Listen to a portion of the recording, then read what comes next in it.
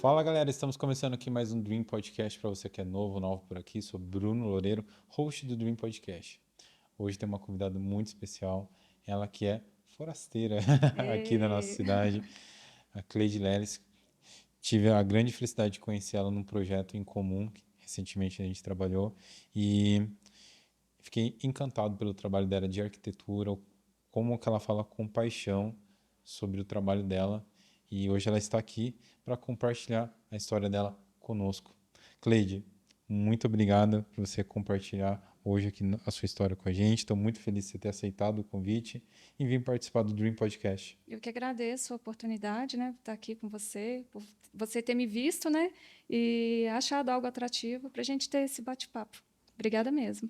Gente, antes de iniciarmos o podcast, quero fazer um agradecimento muito especial ao nosso parceiro, a Ótica Vitória, uma empresa referência aqui de Avaré, há mais de 20 anos trabalhando no segmento. Então fica a minha dica para vocês. Se vocês querem óculos de grau, de sol ou um smartwatch igual esse da Lince, fica a minha dica para vocês, a Ótica Vitória, referência aqui não só de Avaré e região. Vai ficar aqui o arroba Ótica Vitória Avaré. Ô Cleide, muito obrigado novamente por aceitar o convite, vir aqui contar sua história. A gente conversou bastante na gravação que nós fizemos lá na ABC. Gostei muito do seu trabalho e a gente percebeu que você tem todo um estilo diferente do padrão é, das arquitetas e dos arquitetos. Dos arquitetos, meio vida louca, né? E pô, a gente ficou bastante feliz, seu trabalho é incrível. E você não é de Avaré, né? Não sou de Avaré, sou de Minas Gerais. Eu vim de Sarzeda, né, uma cidade. Quando eu saí de lá, tinha 28 mil habitantes. Pequenininha, né? Está desenvolvendo agora, né? Crescendo e desenvolvendo, porque não adianta só crescer. Mas sou do interior de Minas. Tudo lá a gente resolve tomando um bom café, pão de queijo e, dependendo do horário, vai uma cachaçinha também. Mas é uma cidade bem acolhedora. Como que é? Eu não vou arriscar falar o nome da cidade. É Sarzeto? Sarzedo. Sarzedo? Sarzedo. Fica região metropolitana de Belo Horizonte, né? 30 quilômetros de BH, mais ou menos. É a cidade mais famosa hoje, próxima a nós, lá para se localizar, é Brumadinho, que é onde teve, né? Não vou falar só da tragédia, que todo mundo, né, sabe, mas também é onde fica o Inhotim, que é o maior museu de artes a céu aberto. Lindo, lindo, lindo. Se não conheceu, não conhece, convido, porque vale a pena. Como que surgiu essa paixão pela arquitetura? Seus pais são arquitetos? Como que veio isso? Cara, nada, nada, nada, nada. Eu sempre gostei de desenhar, mas desenhar porque o meu pai era metalúrgico, e eu via sempre ele fazendo aqueles desenhos à mão, né? Mas desenho de peça e tal. E uma coisa que nós somos uma família de 5 filhos, né? Todos nós temos na memória meu pai desenhando algumas árvores. E aí você acaba desenvolvendo, né? Aquele interesse, você tenta replicar o que seu pai fazia, mas assim, eu não queria ser arquiteta. Oxe, Nada a ver. Aí já quis ser médica, já quis ser professora, secretária, eu achava o máximo, né? Logo quando saiu a máquina de datilografia, que tac, tac, tac, tac, era o que eu queria fazer. A arquitetura foi a última coisa que eu quis, mas tudo que eu sou hoje, assim, eu acho que passeou muito em torno do meu pai. É, de ver a seriedade dele com as coisas, né? Cabra macho também, ríspido ali com a gente, né? Não tinha muito... A gente é, assim, uma família muito grande. Era mais aquela função de colocar o alimento dentro de casa e educar. Não era muito de aquela coisa de amizade e tal. Eu tinha muita preocupação com o que a gente ia ser no futuro. Tinha que todo mundo andar na linha, todo mundo ser sério. Mas era o único estímulo que a gente tinha de alguma coisa para o futuro, era isso. os seus pais faziam o quê? Meu pai era metalúrgico, né? E minha mãe doméstica. Minha mãe casou novíssima, minha mãe casou com 18 anos, um bebê praticamente, né? É loucura, né? Vamos falar que aí ela vai me matar, mas é loucura. E assim, ela trabalhou antes da gente de casar. Depois que ela casou, meu pai não quis que ela que ela continuasse a trabalhar. A gente, Sarzedo é longe de tudo, hoje ainda é longe, não vou falar que não é longe, mas ainda acessa-se as outras regiões mais fáceis. Mas, se eu não me engano, meu pai foi o terceiro ou quarto morador de Sarzedo, era mato, mato, mato. Não tinha o que fazer o quê?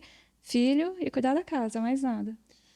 Então, ali da sua família não tinha essa raiz da arquitetura. Nada, nada, nada. É, meus irmãos, os homens, quando eu ingressava, tipo, na nossa quinta série nossa, mais ou menos, eram estimulados a fazer um curso técnico, né? Agora, a gente, eu vou falar por mim, que nós, igual eu falei, já falei antes, nós somos 5 irmãos, eu sou a mais velha das meninas, nós somos 3 mulheres e 2 homens, eu sou a filha do meio. Então, assim, o que eu lembro, assim, muita coisa é como que foi aprendido também, né? A minha mãe aprendeu que tinha que ser dona de casa, que tinha que ser doméstica. Então, enquanto meus irmãos faziam cursinhos, né, tinham, eu nem lembro o que era, mas era alguma coisa voltada para educação física na época, que eles faziam, mas não era isso, até porque eles não tinham idade.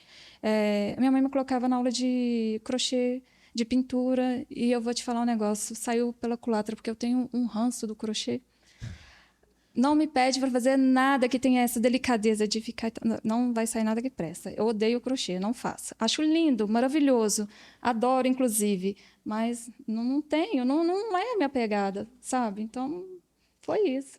Eu achei muito interessante você falar que seu pai, ele foi muito influente na sua escolha da sua carreira, né? Sim. Quando que você percebeu que essa influência e quando que começou a você a entender o que era arquitetura, como que foi esses primeiros contatos? Bom, na verdade, a gente estudou em escola pública, né? E os primeiros xerox, cidade pequena era difícil, tinha uma única papelaria que tirava xerox na época. Gente, Juro para você. E assim, não era tão barato para uma família com 5 filhos. Então, às vezes a gente não tinha. Eu não tirava o xerox, eu via figura e começava a replicar aquilo exatamente igual. E aí eu lembro do meu pai, eu achava importante ele sentado lá e desenhando, e às vezes ele levava uns papéis que, tipo, era rascunho para ele, mas ele levava embrulhado com alguma coisa, e eu ficava analisando aquele desenho. E aí eu quis desenhar mais pela idolatria. Eu vou falar bem essa palavra, idolatria de ver ele desenhando, porque eu achava que era algo muito importante. Não que da minha mãe não fosse, mas era diferente, era uma coisa nova, né? E a arquitetura nunca passou, foi passar fazer parte de mim depois.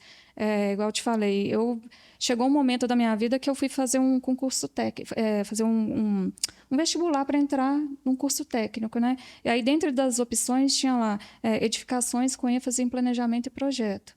Aí eu fui ver o que era, né? Não sei o que lá, e tinha lá desenho. Opa, eu gosto de desenhar, então é isso aqui que eu vou fazer. Não era nada do que eu esperava, claro, né? Mas aí eu fui tomando. Qual que era meu objetivo principal quando eu fui fazer esse vestibular? Eu queria cursar psicologia. Eu precisava ter dinheiro para me bancar na faculdade de psicologia. Porque não é só passar no vestibular, você tem que se manter lá dentro. É lindo, maravilhoso pensar que passou na faculdade pública e está tudo ok. E aí, quem que paga a sua passagem? Se você não tinha dinheiro para tirar xerox, imagina condução, alimentação. Então, assim, era só um canal, uma via de acesso que eu queria. Só que eu fui tomando gosto e pela coisa, né? E mudei o caminho. Mas, assim, também não sei por que eu queria psicologia, porque na minha família não tem psicólogo. A gente nunca teve muita paciência, vamos dizer assim. Hoje a gente tem uma psicóloga, né? Mas não tinha, objetivamente falando, não tinha nada que direcionasse a gente para algum caminho. como que foi a parte da sua infância? Porque você está falando assim, só voltar um pouquinho na sua história, Sim, que você veio numa cidade super pequenininha sim, e aparentemente vocês não tinham uma condição financeira muito legal, comparado assim ao que a gente imagina numa uma pessoa que vem de uma família que faz arquitetura, né? sim. Desculpa se for muito limitado que eu vou falar assim, mas eu, da onde que eu vim também, né? Eu também venho de uma família estrutural Aham. parecida, mas a minha linha de pensamento, né, era de quem fazia arquitetura, quem tinha uma condição financeira melhor. E você está com, aparentemente, compartilhando que você veio numa situação financeira mais delicada e conseguiu fazer arquitetura, né? Então, como é que foi a sua infância? Como é que era a estrutura ali da sua casa em si? A gente vivia com o básico, né? Teve altos e baixos durante a nossa infância, né? O meu pai, igual eu falei, ele era metalúrgico, aquele é assalariado. Então, aquele dinheiro a continha. Muitos filhos e era ele para tudo, até porque a minha mãe precisava ficar com a gente, né? 5, né? 5 crianças, né? Louquíssima da vida. Se eu não falei, eu vou falar hoje de novo. Você era louca, tá? Mas, enfim. Então, era um dinheiro regrado. Não tinha lazer, não tinha sorvete. A gente não passou fome, muito pelo contrário. Meu pai dava um duro danado. Minha mãe se virava com o que tinha. Nunca faltou nada, graças a Deus. Mas houve momentos em que a gente tinha o básico do básico. Então, a gente, olhando hoje, a gente não tinha perspectiva de ser nada além. O que que era? Nessa situação, qual que é o primeiro emprego que você consegue? Ou você é babá ou você vai trabalhar em casa de família. Tem alguma coisa de errado nisso? Não, não tem. Mas é cultural. Até por você não ver uma perspectiva tão longe, você acaba fazendo essa voltinha, caminhando só em volta disso. Então, assim, não tinha muito o que fazer. Escadinha, diferença de idade um para o outro era 1 ano e meio, 2 anos, 3 anos. Deu um intervalo grande entre eu e a minha irmã, porque minha mãe perdeu gêmeos. Então, éramos uma família de 7 filhos. Só que uma gravidez complicada, e aí ela perdeu os 2 bebês. Mas, assim, a gente foi criado um tomando conta do outro. E os meninos podiam ir para a rua, brincar de bola, ter uma infância ok. A gente já tinha... Menina, já tinha uma preocupação maior. Culturalmente... na cabeça da minha mãe, da população lá. Não vou falar da população, mas pelo menos dos vizinhos nossos ali no entorno, era a mesma, né? Uma ou outra só que não era nessa regra, mas a filha não podia brincar na rua, a filha não podia brincar com os meninos. Era mais seguro a menina estar dentro de casa. E o que a menina dentro de casa faz? Ela cuida do irmão mais novo. E assim sucessivamente. Vai virando aquela escadinha. Então, assim, a gente não é só irmã, a gente é mãe também. Então, você tem que ter responsabilidade por você e por quem é mais novo que você. Foi ruim? Não foi. Tem pontos que poderiam ter sido melhor? Claro que poderia. Mas, assim, eu acho que isso também molda o caráter da gente, sabe? E naquela época era tudo muito diferente, né? Não tinha acesso igual é hoje. A gente não conversava. Hoje eu sento e converso com o Lucas e tal, e a gente... Mas a minha mãe não era conversar, meu pai não era conversar. A obrigação do meu pai era, na cabeça dele, eu coloco o alimento dentro de casa, sua mãe educa e está tudo certo. E era isso. Não era uma infância fácil, não vou falar que foi, não foi. Mas, assim, não foi a mais difícil também. Talvez tenha faltado carinho, faltou, mas eles estão errados? Não estão. Aí é que tá, não é a forma que ele aprendeu e replicaram. Eles aprenderam dessa forma. Hoje eu sei que é errado, hoje eu sou mãe. Você acha que eu vou replicar no meu filho? Eu não vou replicar. Eu tento colocar um filtro, mas eu tenho que ter raiva da minha mãe e do meu pai por isso? Não, porque eles aprenderam dessa forma, era a única forma que sabia fazer. Sim. Entendeu? Sim. Quando que você conseguiu ter essa percepção da influência do seu pai e como que foi a decisão de fazer arquitetura? Então, eu passei nesse curso, né? Nem eu acreditei que eu iria passar. Passei. Eu falo que Deus é um cara muito legal comigo. E aí eu entrei e, assim, por causa da matéria específica de desenho. E aí o que que veio? A matemática. Péssima em matemática, horrorosa. Aí eu comecei a buscar ajuda em quem mais sabia, que só tinha a 4ª série, o meu pai. E assim, o meu pai era o crânio da geometria, trigonometria, qualquer coisa que você perguntasse para ele, ele parava assim, pensava um pouquinho, puf, e ele soltava. E aí eu fui me afunilando, ficando mais próxima dele por causa disso, porque era onde eu sabia que ele conseguia me orientar para resolver. Ele não sabia tudo, ele não sabia do que eu falava. Ele tinha um conhecimento de obras, porque ele já foi mestre de obras. A casa da minha mãe, ele construiu, mas ele não trabalhava nisso. A profissão dele era ser metalúrgico. Mas, assim, como ele tinha mais essa maldade, essa esperteza, não é maldade, né? Ele ia eu fiquei mais próxima dele para isso, para ele me ajudar com a matemática, me ajudar nas questões de projeto, já que ele conhecia alguma coisa de arquitetura, e eu fui naquilo. Eu fui trabalhar numa construtora.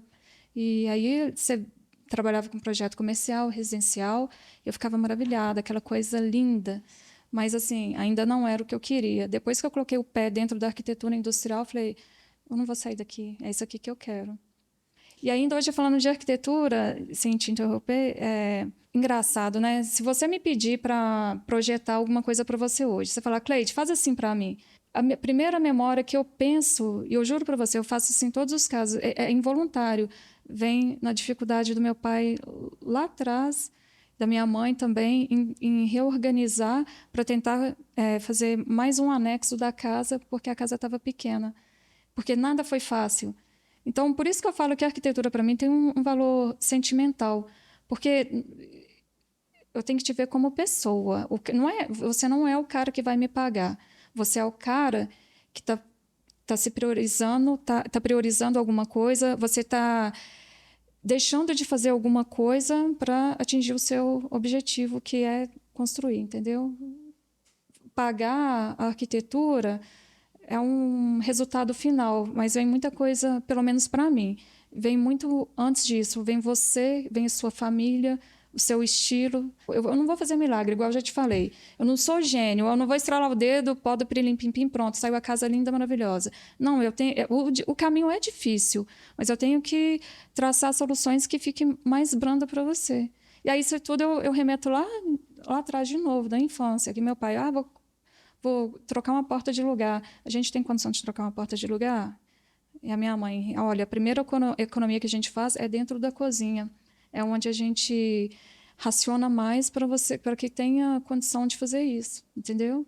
Então, eu não sei te falar exatamente como que eu cheguei nesse negócio do meu pai. Eu sei que eu giro e eu volto lá no início. Eu via meu pai desenhando. Eu giro, eu via isso de novo. A minha mãe tendo que resolver problemas para que meu pai conseguisse executar aquilo.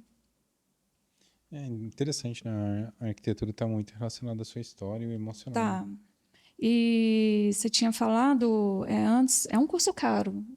E é difícil. Só que, assim, história igual a minha, não tinha só uma. Só que, assim, numa sala de 43, tinha 5. O resto, realmente, não precisava se preocupar. E que bom que não precisava, né? Mas a gente dá-se um jeito para tudo, né?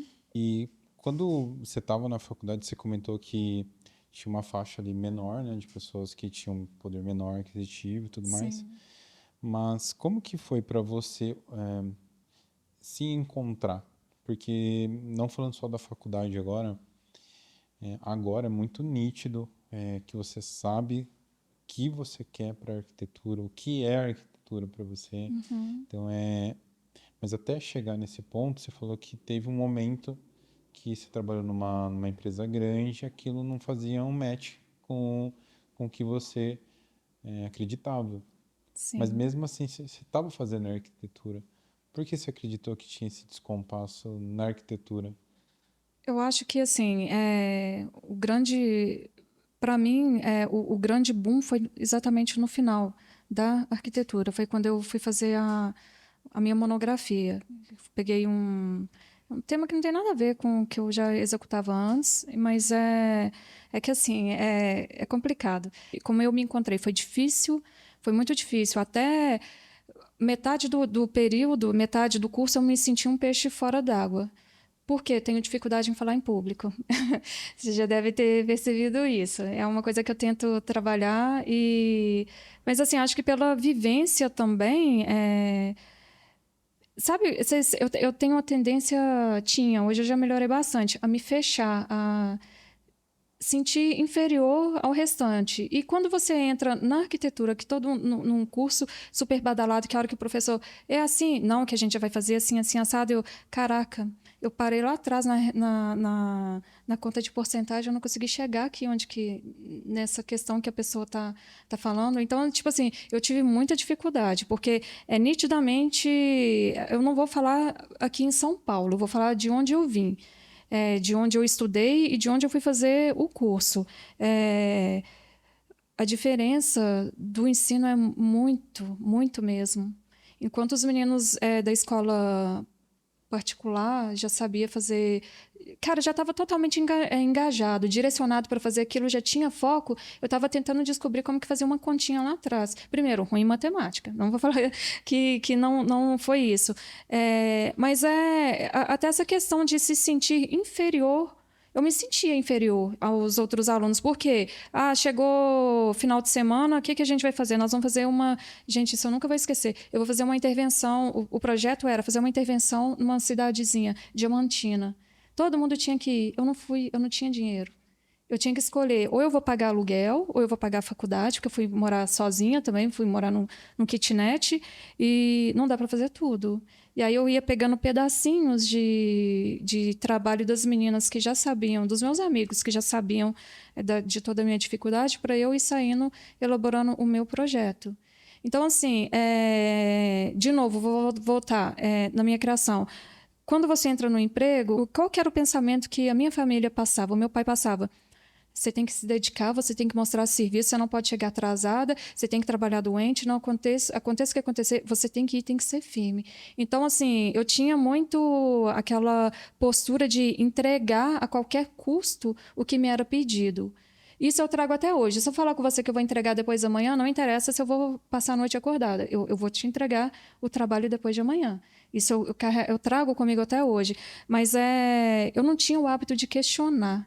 E, assim, a arquitetura industrial, ela é muito preocupada com a produtividade da pessoa, das pessoas, dos funcionários, né? E era bonito, mas, assim, a hora que eu coloquei o pezinho fora daquele ambiente que eu comecei a questionar, foi muito válido para mim, mas hoje eu faria totalmente diferente. Eu não veria você só como um prestador de serviço. Eu veria você como um cara que está ali. Ele precisa em algum momento, ele desligar para ele voltar e ele ter novamente uma boa produção. Eu não quero colocar uma luz para deixar ele em estado de alerta o tempo inteiro. Eu tenho que pensar que daqui a pouco ele vai para casa. Isso aí está fazendo mal para ele. Ele vai chegar em casa rachando de dor de cabeça. E aí amanhã ele vai voltar para mim de novo, cansado, esgotado. Será que é a melhor produção que ele vai poder fazer? Então, uma das questões foi isso. Mas eu contei com muita ajuda no meu curso, né? Eu tive grandes amigos, Olha, aconteceu de... Outra cena marcante. Deu o final da aula e eu fui pegar dinheiro no banco. Eu não tinha dinheiro para ir embora. Sabe quando você... O que eu vou fazer? Como que eu vou embora? E, velho, para mim aquilo ali foi o fim do poço. Eu falei, eu não tenho o que fazer. Eu vou passar a noite na faculdade... E aí ficava aberta 24 horas, tá? Então poderia passar a noite lá. Mas e aí uma amiga minha veio e tal, Cleide, eu te levo para casa. E não me falou não percebeu que foi por isso, ou percebeu, até hoje ela não me falou. Mas eu tinha essa grande amiga, que era a Lília, o Ed, que andava comigo quando eu não podia ir com a turma para fazer os trabalhos, para fazer as viagens, porque fazia muito isso, me levavam de carro para cima e para baixo. Era carona da Lília? Era carona da Lília, mas era a desculpa que eles davam para... Acho que para eu não me machucar, sabe? Para não me ofender. Não ficaria ofendida, mas a forma que eles fizeram para mim foi a mais legal, realmente. Você fala que foi o fim do poço em que sentido, assim? De estar ali, não ter mais o que fazer. Desistir da faculdade não era uma opção para mim. Eu não tinha como continuar a faculdade, mas eu também não tinha como pagar aluguel. E aí é que tá. Como eu morava numa cidade muito longe, para eu ir embora para casa, eu perdia todo dia o último horário. 20 faltas, você é reprovado. E aí você vai pagar uma faculdade, o valor da faculdade isolada, de uma matéria isolada, para você ver o que é. É muito caro. Então, assim, eu não podia ficar reprovando. Aí, o que eu fiz? Saí de casa, fui morar sozinha. A única coisa que eu levei, um colchão e um filtro de barro. Filtro, não sei se vocês conhecem, sabe? De barro mesmo. E assim, aí eu escolhia. Um mês eu pagava a faculdade, um mês eu pagava o aluguel. Eu sempre estava em débito com os dois. E aí, quando eu me vi nesse momento de não ter nem dinheiro para ir embora, se eu não tenho dinheiro para ir embora automaticamente, você deduz que tinha o que na minha casa? Biscoito. Mas eu tinha um propósito, entendeu? Era aquilo que eu queria. E aí, nesse momento, que eu falei, não, aí agora não vai dar. Aí eu saí da faculdade, abandonei, fiquei 2 anos fora. Nesses 2 anos foi que eu coloquei minha vida no ritmo de novo, quitei todas as contas, empréstimo que eu já tinha feito, quitei a faculdade, coloquei o aluguel em dia, inclusive. E aí eu falei, bom, agora eu vou prestar vestibular e vou voltar de novo. Só que assim, não precisava prestar vestibular, né? Mas eu prestei. Eu falei, não sei. Exatamente por isso, sabe? Por você não se identificar com a turma, era meio que, será que eu sou merecedor de estar ali? Será que esse é o curso que eu tenho que fazer? Será que eu não podia escolher uma outra coisa que tivesse uma bagagem mais leve para mim? Não, eu queria a encrenca da arquitetura. Aí eu fui. Como que, como que foi para você o retomar? Porque, tipo assim, você chegou num ponto ali muito extremo, Que não tinha o que fazer, né? né? Então, tipo, você chegou a desistir, né? Vamos dizer assim, mas você deu uma pausa e depois você retomou. Qual foi o momento ali que, assim, vou voltar? Teve o porquê? Olha, eu não sei se é certo eu falar isso, mas eu vou te falar o que eu senti realmente. Morria de orgulho quando me perguntava o que você faz, eu trabalho e estudo. Ah, mas você sai fim de semana? Não, não dá. E aí, quando as pessoas. E aí, você faz o quê? Eu sou projetista de arquitetura. Ah, tá, que legal. E você formou? Não, não formei, parei na metade do curso. Sabe que a conta não fecha? Então, assim, eu voltei com mais garra. Primeiro, eu tinha um objetivo, eu tinha um foco, eu precisava me formar. Segundo, eu tinha vergonha de falar que eu não concluí o curso. Hoje eu penso assim, né? Eu não precisaria ter vergonha naquela época, mas também não tinha orgulho nisso, de ter. Não, uma coisa que eu quis tanto ficou no meio do Ficava faltando caminho. alguma Tá coisa me ali. faltando. E por que eu não terminei? E faltando tão pouco, era metade só. Que o mais difícil para mim foram os 2 primeiros períodos e meio, que é a hora que você está se encaixando. Depois caminhada é meio que ladeira abaixo, sabe? Não no sentido ruim da palavra, é que o pior já passou. E aí eu já estava com o Guilherme também, que é meu marido, né? E ele sempre, graças a Deus, ele sempre me incentivou muito. Era, tinha 10 coisas me deixando desmotivada aqui, mas tinha outras 3 que valiam a pena lutar por elas e me ajudava a estar ali, sabe? Uma era o foco de eu estar ali, terminar o que eu queria. Segundo, eu comecei a ver nas minhas irmãs elas se espelharem, a entender que a vida não era só o ensino médio e acabou por ali. Era correr atrás de uma profissionalização, de uma profissão melhor, de ter salário melhor, de ter recurso melhor. E assim, todo mundo fala comigo, né? Ainda tenho amigas que falam, nossa, mas você não... Até hoje você estuda e tal, eu estudo e eu tenho muito orgulho disso, porque te dá dignidade. Não que a falta de estudo não te dê isso, mas se você tem estudo, é mais fácil. As pessoas te enxergam de uma forma diferente. Então foi isso. É a hora que eu comecei a perceber também que estava sendo tão importante para minhas irmãs, para minha mãe, meu pai. Meu pai, eu liguei para ele e falei, nossa, no dia que eu passei no vestibular, liguei para ele e falei, passei no vestibular assim, sensada. Ah, meus parabéns e tal, eu sabia que você ia passar. A gente encontrou em casa à noite. Aí ele foi e me perguntou, mas o que é o vestibular mesmo? Entendeu? Então, assim, hoje, acho que todo mundo saiu crescendo um pouco. A minha mãe, o meu pai, eles começaram a entender que o esforço, que não era só uma conquista para mim, era uma conquista para todo mundo. E as minhas irmãs, principalmente, né, que se espelharam de alguma forma e hoje todas elas têm uma graduação. Achei muito legal porque quando você começou a compartilhar, tipo, você meio que começou totalmente sem plano, né? Sem plano. Aquela coisa do jovem, né? Tipo, você conseguiu passar, foi indo e começou a entrar num círculo vicioso, né? Financeiro ruim, Uhum. de dívida, talvez o estresse ali do curso também, vários fatores ali, né? Como que na hora que você retomou, não sei se você retomou para a mesma faculdade, mas quando você retomou, você sentiu uma energia diferente? Senti, eu voltei para a mesma faculdade e, por incrível que pareça, eu me senti mais segura. porque eu sabia que meus amigos todos já tinham passado, e ali eu estava diante de uma turma nova. O que eu passei antes, a turma não sabia o que eu tinha passado. Se eu tive dificuldade ou não, eles não sabiam. Isso, dificuldade, eu falo em todos os sentidos. Dificuldade financeira, dificuldade de pegar alguma matéria, por exemplo, ninguém sabia. Então, eu falei, é a partir daqui. É eu por mim e eu mesma.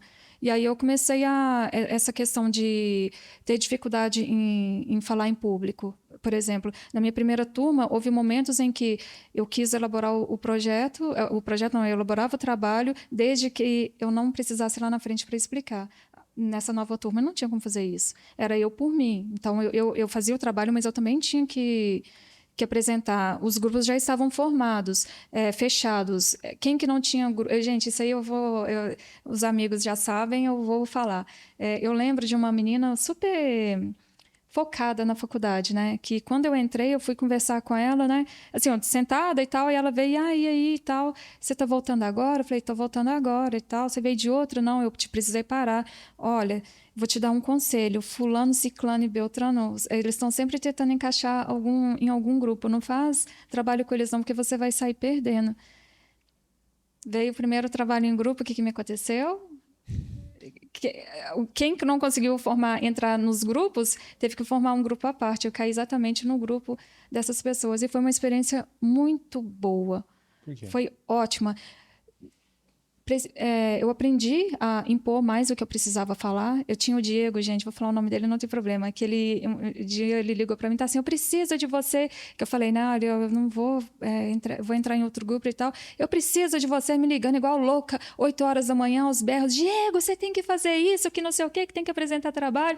Então, assim, na loucura e na frustração de todo mundo, a gente se encontrou, a gente se encaixou, se adaptou e conseguimos entregar um dos melhores trabalhos da turma naquela época. Então, assim, depois a gente se espalhou, né? Até porque alguns avançaram, outros não, outros mudaram de turma. Mas, assim, para mim foi desafiador essa questão de ir lá na frente e não me esconder atrás das pessoas. Eu tive que me mostrar. Crescimento, né? Crescimento, a palavra, é o crescimento. Como que foi para você quando você recebeu a formação ali, o dia, você lembra? Eu lembro, e aí agora vai me dar um nó na garganta. Ai, Deus. Nossa, foi muito gratificante. E, assim, minha família estava toda lá, não só a minha família, a família do Guilherme veio de fora. Assim, e todo mundo ali me prestigiando, foi que eu percebi que as pessoas sabiam que eu... Na minha cabeça, assim, dentro da minha família mesmo, dentro dos meus círculos de amigos, mas por que você está fazendo isso? Deixa de ser boba, vamos fazer assim assado, larga isso para lá, isso não vai dar certo. Mas e eu nunca quis fazer. Na hora que eu estava lá recebendo o diploma, foi que eu vi o olho do meu pai brilhar, eu vi minha mãe com o olho cheio de água, e as meninas todas ali, a minha sogra que veio de outro estado com a mãe dela idosa, e estava todo mundo ali por mim. Aí foi que eu vi que, cara, valeu a pena, foi gratificante, e todo mundo entendeu por que eu precisava fazer aquilo, que não era um sonho besta, sabe? Não era dar um passo maior do que a perna. Pudesse até ser que fosse, mas eu consegui dar esse passo maior do que a perna. Não é muito difícil, né? Por causa do tamanho da perna, mas, sabe, aí foi que é o respeito, sabe? As pessoas te olhar com admiração. Para mim, foi isso.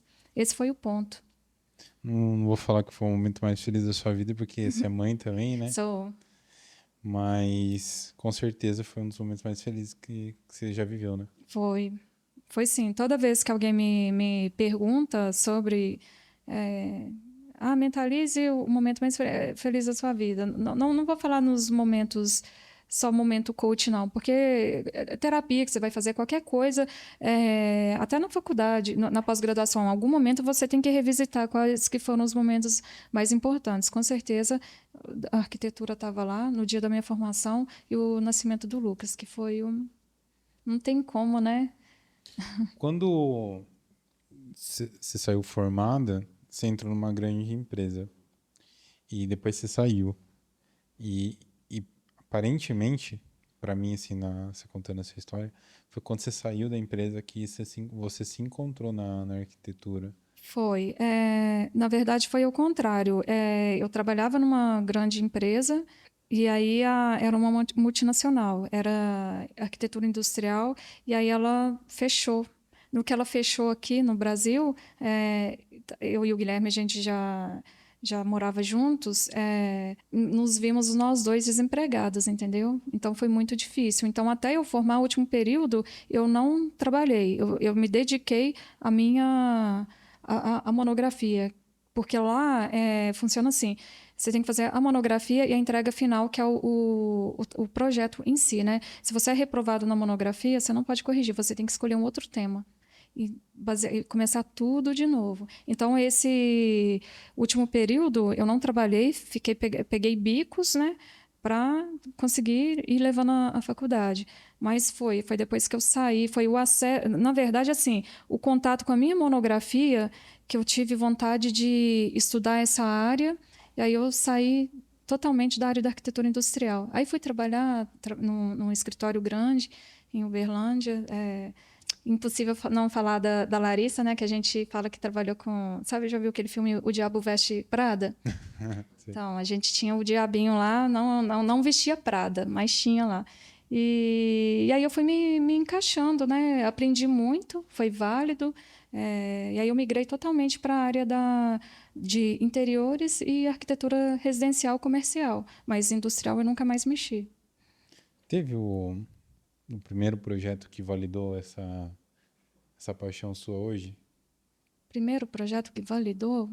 É que, tipo, você fez o projeto, não sei se foi na entrega ou a pessoa. O que acontece? Como eu já tinha uma experiência na área, eu já sabia desenhar, já tinha noção de projetar, eu já fazia projeto antes de ser formada. E aí, assim, tem um projeto na minha cidade, que é até da Júnia, que foi eu sozinha, sem ter um engenheiro e sem ter um arquiteto por trás de mim. Era eu ali. E dá um orgulho, viu? Eu vou te falar, a sensação é o nascimento de um filho. Só que, assim, cada projeto é diferente, sabe? Eu ainda entrego com a mesma emoção, com a mesma paixão. Então, por isso que eu falo que eu acho que fica parecendo uma maquiagem, né? Eu falar que um não é igual ao outro, mas não é. É porque a gente começa a investigar a pessoa. Então, assim, o meu marco sozinho foi esse, da Júnia. Pronto. E depois os outros que vieram também foi. É a paixão, né? Pelo aquilo É que. paixão. Eu não Pelo vou. trabalho, né? Eu não me vejo fazendo outra coisa. Como que. Como que tá sendo a sua jornada dentro da arquitetura em relação a. Hoje você. É uma coisa que eu não sei se todo arquiteto tem isso, mas em relação a ter uma assinatura, sua arquitetura tem isso? Tem. Eu trago uma arquitetura mais humanizada. Eu tento envolver a pessoa, o meu cliente, na execução do projeto comigo. Porque eu preciso conhecer ele. Fica muito vazio se eu apresento um mood board, é isso aqui que eu vou fazer, o programa de necessidade. Eu tenho 3 filhos, preciso de casinha para 4 cachorros no quintal, não sei o que, tal. É muito vazio isso. Então, assim, eu tento trazer primeiro a pessoa para perto de mim, ou pelo menos para ela me permitir acessar o íntimo dela. E aí eu começo a vislumbrar como que é. O que você precisa? É disso? Não, mas você precisa disso porque você quer, é um desejo ou é uma necessidade? Porque é diferente o desejo da necessidade, né? Não, eu preciso disso, mas eu quero isso. Tudo bem, você está no seu direito. Só que aí eu tenho que trabalhar na junção dos dois. Então, assim, quando eu falo do acolhimento, é isso. Não claro, eu preciso do dinheiro que eu recebo. Todo mundo que trabalha precisa do seu pagamento, né? É o ganha-pão, né? Mas, assim, não é só isso. Tem toda uma história por trás de tudo que a gente vai fazer. Quando que a arquitetura realmente começou a caminhar para você? Porque agora conhecendo a sua história, Uhum. é de uma arquiteta formada, uma pessoa que já tem identidade, para o início da história aqui da Cleide, que não tinha Perspectiva. perspectiva, não tinha esse suporte financeiro. E hoje, com os projetos, é, o, todo arquiteto, né, deveria pelo menos tem uma remuneração bem legal, que é por questão do tamanho dos projetos, né? Normalmente demanda muito tempo, não é só um 3D, não é só Não é ali. só um 3D. Então, todo arquiteto, depois que formado, que se dedica, a gente vê que tem uma condição legal de vida e tudo mais. Quando que isso começou a virar realidade para você? Hoje que você tem uma família, você tem seu filho, e as coisas começou a fluir mais naturalmente para você, e, e hoje você tem uma realidade diferente da do que você tinha antes. Então, na verdade, depois de formada, eu fui para Uberlândia, né? Então, eu mudei para lá, eu tive que refazer o nome de novo lá. Quando eu comecei a ingressar no mercado de lá, o meu marido veio trabalhar para cá, aqui em Avaré. Então, eu precisei vir de novo. Assim que eu vim para cá, eu engravidei do Lucas. E mãe, sem rede de apoio aqui, fiquei integralmente por ele o tempo todo, né? Que eu voltei mesmo a trabalhar faz uns 2 anos que eu estou me dedicando, que eu consigo conciliar tudo. Faz 2 anos. Eu não sou a provedora da minha casa. Eu tenho todo um apoio do Guilherme, que é muito bom, por isso que ele abraça tudo que eu me disponho a fazer. Só que no momento que eu não estava trabalhando, eu estava estudando, eu não estava totalmente parada. Hoje as portas começam a se abrir para mim aqui em Avaré. Então, assim, graças a você, inclusive, que me viu, graças a ABC, que me deu uma oportunidade, graças a Sara, que foi o primeiro. Tipo, eu sei que ela fez para me ajudar. Era uma pessoa que precisa de um projetinho e uma outra pessoa que eu preciso dar alguma coisa para ela fazer. Assim, todo mundo que me procura hoje foi por indicação de alguém. Esse projeto que eu estou trabalhando, que eu tenho o maior prazer de está executando ele, eu entrego ele a obra concluída, executada, desde da parte da arquitetura até a parte de interiores. No meio do mês que vem a gente entrega tudo finalizado. E uma pessoa assim que nunca teve um contato direto comigo que passou o meu nome para ele. Então assim, agora eu colho os frutos, mas eu acho que esse que é o diferencial, é a forma que você aborda, porque eu vou abordar o que precisa de um grande projeto e o que precisa de um pequeno projeto da mesma forma, entendeu? Com o mesmo entusiasmo. Então, acho que esse é o diferencial. É o jeito de você passar para a pessoa que você é acessível. E você é acessível mesmo. Se você está na obra, você tem que falar com o pedreiro, você tem que falar com todo mundo. Você não é melhor do que ele. Então, poxa, paro para conversar com as pessoas direito. Eu acho que esse que é o diferencial. Agora eu começo a colher os frutos, mas muito por causa disso. Por causa do meu jeito. Eu uso o fato de eu ser foraceira a meu favor, sim, porque é igual eu te falei. Ah, nossa, você viu o banheiro de fulano de tal? Fez igual na casa de... É igualzinho da casa de ciclano. Não é. Eu não conheço a casa de ciclano para ter replicado, entendeu? E você é única. Cada pessoa é única. É igual digital. Ela não se repete. A sua necessidade pode ser parecida, pode ser próxima do outro, mas não é 100% fiel. Então, o projeto não tem que ser igual. Eu gosto de arquitetura, eu gosto de toda essa área. Sou aquela pessoa que fica salvando móvel, tinta. Pinterest, vai aí. Putz, eu sou esse tipo de pessoa porque eu acho muito legal. Quando eu era criança, eu fiz desenho industrial. Que é muito Então, legal, né? até hoje a minha esposa falou assim, eu comprei um curso de desenho e tal. E eu sempre tive isso, né? Então, quando eu tava na escola, eu lembro assim, uma coisa que me marcou muito, sabe? Na sexta série, eu sempre tive dificuldade com matemática, sabe? Muita dificuldade. Eu era mais da pessoa que ficava na aula de história, eu ficava mais imaginando como que era, né? Quando você falava Uhum. história do Brasil, eu ficava aquela pessoa mais imaginativa, né? Na aula de artes, assim, no desenho, eu sempre fui bem, sabe? Só que na minha geração, você não ir bem em algumas matérias mais tradicionais, isso não era legal. Então você não estava enquadrado ali dentro do que deveria ser. Uhum. Mas você não era valorizado por ir melhor em outras. Exatamente, eu sei bem isso. E eu lembro muito bem uma professora minha falando que era uma professora de língua portuguesa. E até hoje, assim, tanto para escrever, para falar, assim, eu tenho uma certa dificuldade sobre algumas coisas, né? E eu lembro, assim, que ela falou assim, desse jeito aqui, assim, ó, a gente falando da minha prova, né? Você vai ser catador de lixo, hein? Se você Nossa. tiver sorte. E tudo bem. Enfim, passou, né? Só que eu sempre tive esse lado artístico, sabe? Então, o desenho, aqui em Avaré, falar aqui em Avaré, tinha uma escola que chama Industrial. Tem, né? Industrial. Não sei se é esse o nome, da PAN ainda? PAN? PAN? O PAN, que é industrial, eles tinham esse curso de desenho industrial. E por incrível que pareça, eu ia muito bem. Então, assim, hoje eu vejo assim como que o que eu faço hoje, não só em relação à parte do audiovisual, como da fotografia, quanto do vídeo, né, de tudo, tem a ver com o que já era Já era intrínseco seu em meu, mesmo, né? sabe? Eu tenho mais aptidão para isso que para aquilo, né? Porque você tem sensibilidade. Assim, essa questão da matemática. Eu tive na verdade, uma professora do ensino técnico. Ela foi, graças a Deus, foi ao contrário do que a sua falou. Ela virou para mim, eu nervosa, e ela via que eu tremia. Toda vez que eu estava na prancheta, eu tremia desesperadamente, né?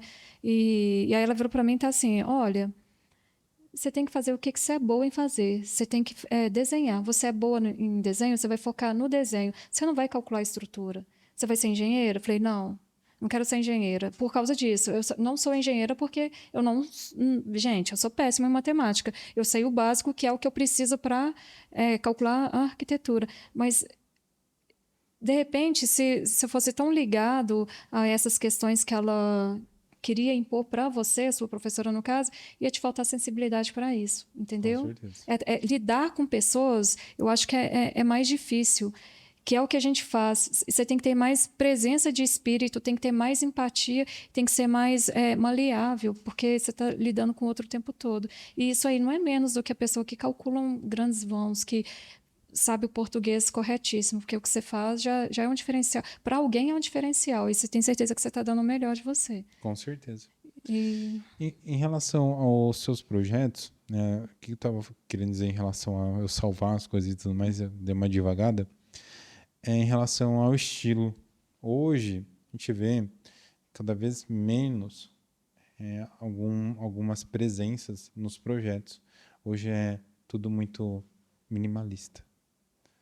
Então é tudo muito minimalista, é vão, é a casa, mas não tem, tudo parece bloco agora, tudo são blocos, né? Tudo muito minimalista. Para quem está ouvindo só no Spotify, eu estou fazendo com o dedinho assim, entre aspas, minimalista. Só que ao mesmo tempo que é bonito, cria uma tendência de tirar a informação. E o que eu sinto vendo alguns projetos, não são todos, né? Não vamos generalizar, mas eu sinto que falta, sabe? Falta, sabe aquele senso, aquela sensação de casa da avó? sim, Não sei se você consegue explicar o porquê e o como que é a sua assinatura ali nos projetos. Então, queria entender esses dois pontos. O porquê que aconteceu esse movimento e o como que você não entra nesse movimento, né? é o momento, tudo veio com a Revolução Industrial, né? Aí a gente começou a trabalhar com grandes vãos, teve a arquitetura mais voltada para o industrialismo mesmo, e aí depois veio a fase dos concretos. O que eu acho de problema nos grandes vãos? O ambiente projetado, ele desperta reação nas pessoas, né? Então, assim, cada uma vai agir de determinada forma. Você, pessoa, na sua escala humana, dentro de um vão, qual que é a sensação que vai te dar um vão imenso? De vazio, de ser pequeno em relação àquilo. O minimalismo, para a mente humana, ele não é legal. Assim, eu não vou falar que... Quando a gente fala de pessoas, a gente nunca pode afirmar que vai funcionar com pessoa. A gente fala que tende, porque cada um age de uma forma diferente, né? Tem a espontaneidade... Cada uma tem sua característica física. Por que a gente sente saudade da casa de vó? Porque ela é cheia de informação, ela é cheia de referências afetivas, impregnada naquele espaço. Então, assim, você tem toda uma vivência ali. Você brincou, chegou a época de férias, você foi para lá, você passou férias lá. O melhor bolo da sua vida saiu foi da casa da sua avó.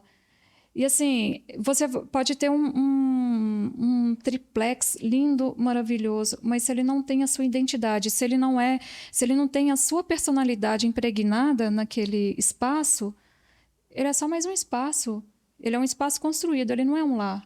A diferença está nisso, está como você aborda a personalidade da pessoa e como que você ajuda ela a imprimir essa essência dela no espaço. Então, é por isso que eu estou falando que não se trata só da construção, se trata também de quem vai morar ali. Hoje a gente fala muito que o concreto é assim, assim, assado. Em um determinado momento, o concreto foi muito bom mesmo, mas o excesso do concreto, esse cinza, essa correria da pessoa não poder perder, tipo, 40 minutos. Ninguém quer perder 40 minutos no trânsito, é um saco mesmo. Mas, cara, será que realmente é um tempo perdido? Será que você tem que estar sempre na correria fazendo isso? E quando você chega na sua casa, você já saiu de um amontoado de concreto, você é numa casa minimalista, sem grandes referências que você quer estar, onde você muitas das vezes não vai fazer sentido para você, ou você vai se sentir sozinho, porque quando a gente está num espaço minimalista, a pessoa que não tem essa característica, ela tende a se sentir mais solitária ali. Você vai ficar mais feliz em chegar na sua casa, que tem, sei lá, tem o tapete que eu gosto, tem o crochê que a minha avó fez, me deu de presente, eu coloquei ali porque eu não posso pôr no chão. Sabe? É isso, é trazer a essência da pessoa. Tem gente que lidar muito bem com o minimalismo e tem gente que não. Mas, assim, o que eu acho mesmo é que a gente está muito voltado para o modismo e está perdendo a referência. A gente está perdendo nossas referências do passado, do que a gente é hoje. E é isso que não pode faltar, sabe? Então, fica muito um espaço muito vazio, muito impessoal. Eu vou te dar um exemplo tosco. Quando você vai, por exemplo, no hospital, você já começa a ter um nervoso. Dentista, não vou falar de hospital, não, que hospital a gente acaba indo. Mas você vai num dentista, você começa a sofrer por antecipação. Que você vai entrar naquele espaço, aí tem aquele barulhinho. E se não fosse daquela forma? E se em vez de sala de espera, estivesse lá um lounge, tivesse um café, um cappuccino te esperando? Tá bom, não vamos falar de cappuccino, que nem sempre todo mundo vai colocar um cappuccino, mas vai ter uma televisão ligada ali para você, a parede não vai ser branca, a sala de espera não é sala de espera, vai ter alguma coisa ali para você interagir. Você vai ficar tão ansioso? Dependendo da situação, você até esquece que você está no dentista, a maquininha do dentista vai lá, e, cara, não tem problema. Esse é o poder da É arquitetura o pra poder você? da arquitetura, é isso. Eu falo que a humanização da arquitetura, uma boa arquitetura, eu não vou falar da humanização, uma boa arquitetura, ela que tem que tratar o bem físico, emocional e o social. Tem que ter esse tripé. Você já sentiu essa transformação, talvez de uma reforma, um cliente que se sentiu que a pessoa foi transformada? Já. Eu já assim, com a pandemia, ninguém nunca achou tanto problema nas respectivas casas igual foi na pandemia, né? Mas por quê? Você teve aquele momento em que você teve que ficar lá dentro, aí você começou a ver, isso aqui dá para mim, isso aqui não dá para mim. O problema não é a construção, o problema não era a casa, o problema era como ela foi projetada, é a sensação que ela estava te passando. Vou te dar o espaço, o da Sara, né? Eu fico toda feliz da vida quando ela entra lá e fala que é o espaço que eu gosto de estar. Tem uma clínica, que é a da Marcela. Gente, eu nunca vi um olho brilhante. E não foi uma grande intervenção, mas fez todo um diferencial para ela. Eu me adaptei ao que ela precisava, me adaptei às normas, mas eu me adaptei ao que ela podia também. E ficou um belo de um espaço. E, assim, vou te dar um outro exemplo, essa obra que eu estou tocando agora.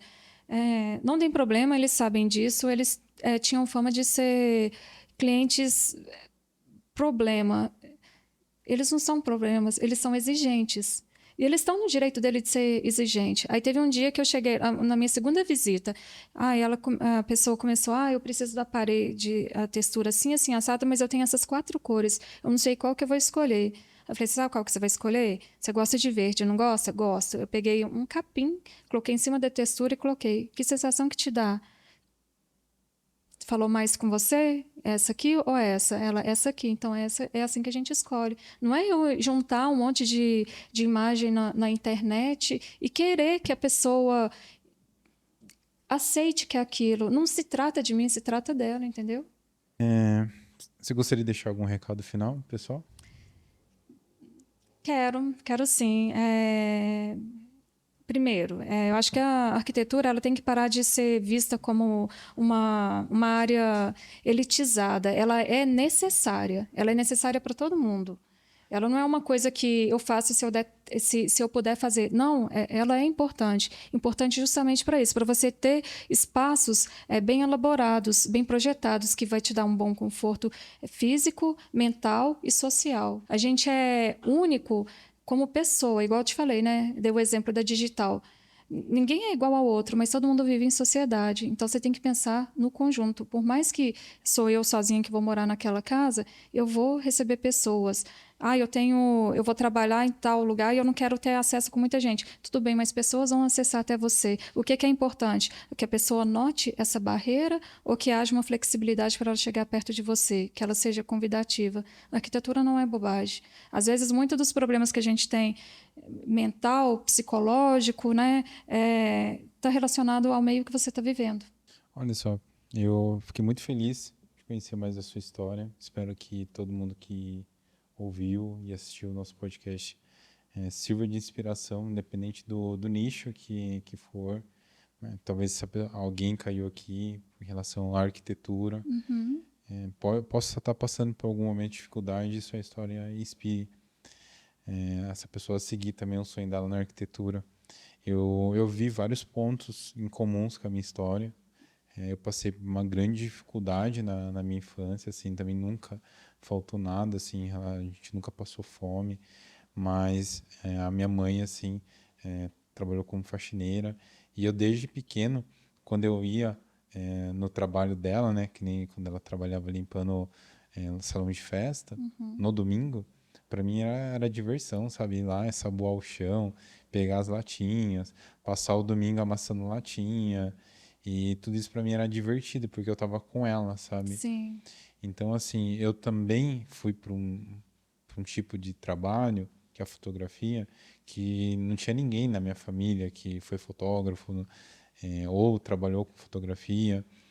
E, e era um trabalho difícil, porque o equipamento fotográfico continua sendo muito caro. Uhum.